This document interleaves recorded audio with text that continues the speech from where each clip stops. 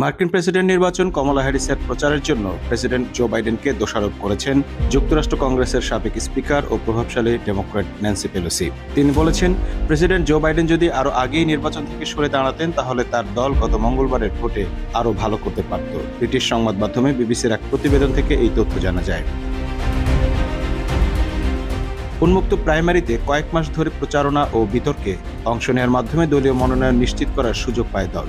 সাধারণত ক্ষমতাসীন প্রেসিডেন্ট নির্বাচন করলে দল প্রাইমারির আয়োজন করে না এবং সে কারণে জো বাইডেন যখন দ্বিতীয়বারের মতো নির্বাচন করার ঘোষণা দেন তখন তার দল আর অন্য কাউকে আর বিবেচনায় আনেনি। পেলোসি বলেন, প্রেসিডেন্ট আগে সরলে হয়তো অন্য প্রার্থীরা নির্বাচনের দৌড়ে আসতো। প্রত্যাশা ছিল যে প্রেসিডেন্ট সরে দাঁড়ালে উন্মুক্ত প্রাইমারি হবে। নির্বাচনের 4 মাস আগে ডোনাল্ড ট্রাম্পের সাথে বিতর্ক বিপর্যয়ের পর বাইডেন যখন সরে দাঁড়ান তখন দল দ্রুত ভাইস প্রেসিডেন্ট কমলা হ্যারিসকে প্রার্থী করতে একমত হয়। সে সময় দ্রুত হ্যারিসকে এন্ডোর্স বা প্রার্থী হিসেবে সমর্থন করেছিলেন জো বাইডেন।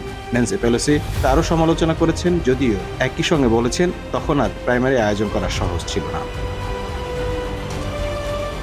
পেলোসি অবশ্য বলেছেন যে তিনি বিশ্বাস করেন কমলা হ্যারিস প্রাইমারিতে ভালো করতেন এবং শক্তিশালী অবস্থান নিয়ে বের হয়ে আসতেন। তিনি এও মনে করেন এর মধ্য দিয়ে অন্য ডেমোক্র্যাট প্রার্থীও পাওয়া যেত যারা ভালো নমিনি হতে পারতেন। Mamun Mahfuz, time news desk.